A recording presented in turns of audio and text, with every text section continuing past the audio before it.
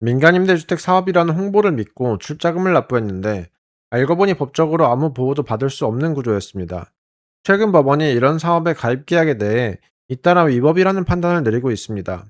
변호록의 김의태 변호사가 이러한 판단에 대해서 정리해드리겠습니다. 오늘 소개할 내용은 특정 현장 한 곳의 이야기가 아닙니다. 전국 각지에서 유사한 방식으로 운영되고 있는 임의단체 투자형 민간임대주택 사업 전반에 관한 내용입니다. 이런 사업에 가입 계약을 체결하고 출자금을 납부하신 분들이라면 이 영상을 끝까지 시청해 보시기 바랍니다. 최근 판결들이 이 사업 구조 자체에 심각한 문제가 있다고 판단하고 있기 때문입니다. 이 사업의 구조는 이렇습니다. 시행사가 민간임대주택법에 따른 정식 절차를 밟기 전에 임의단체를 만들어 회원을 모집하고 출자금을 받아갑니다. 홍보물에는 민간임대주택법의 적용, 허그 보증, 10년 후 분양전환 등 그럴듯한 내용들이 가득하지만 정작 계약 당시 시행사는 임대사업자 등록도 되어 있지 않고 토지 사용 권한도 확보하지 못한 상태입니다. 법이 정한 절차대로라면 임대사업자 방식의 경우 토지 80% 이상의 권한 확보, 사업계획 승인, 임대사업자 등록, 보증부업 가입을 마친 뒤에야 임차인을 모집할 수 있습니다.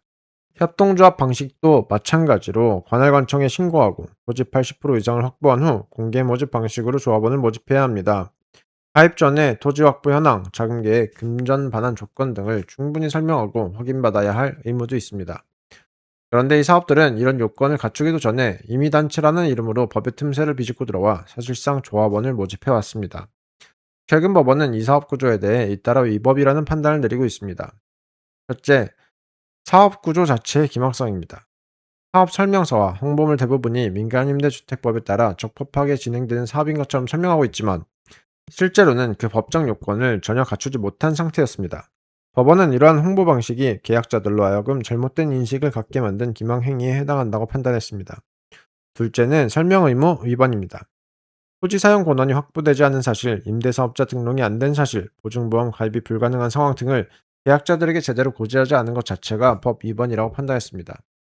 셋째, 확정 분양가, 특정 동호수 공급 약속의 무효입니다.